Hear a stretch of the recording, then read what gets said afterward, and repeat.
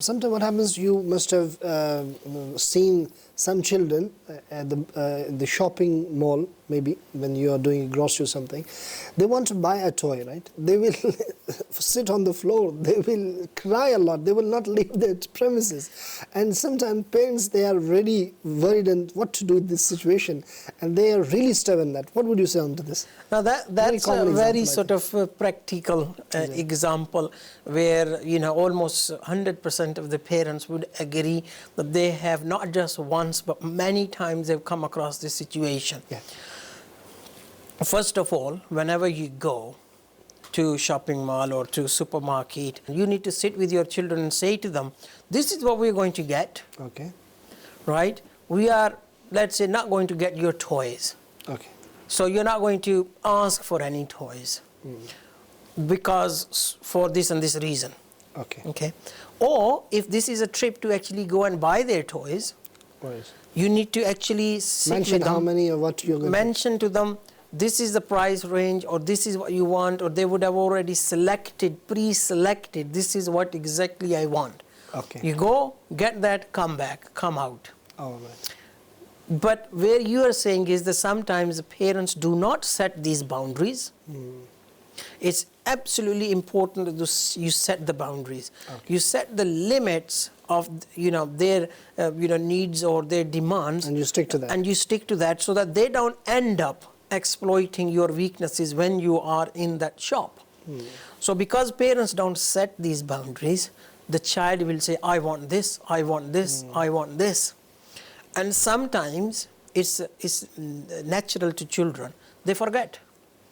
So even if you've sat with them, we're not going to get any toys this particular time, or it is only your brother or sister who's going to get because you got it previously, but then when you go, they've forgotten and they end up picking up a toy. Yeah. Now this is where you gently sit with them and you say to them that this is not acceptable. And we have obviously treated you. In the future, you will get your toy or whatever you need when it is appropriate. Or we have agreed that you need to display this particular good behavior to earn this reward. And today, we are not buying this toy. Okay.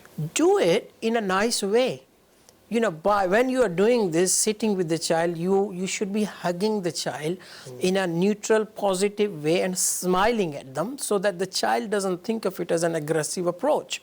Okay. Sometimes what happens is the child may accept it or he may still be clinging to the toy.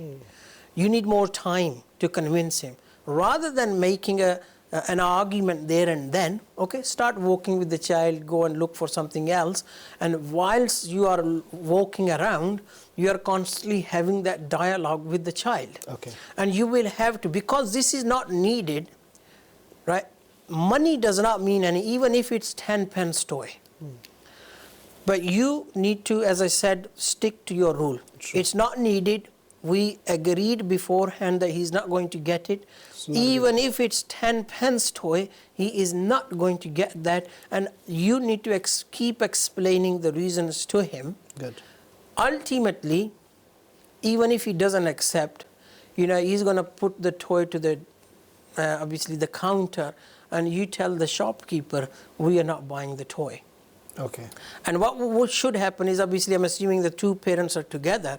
So one parent could tell the other one, take the children in the car.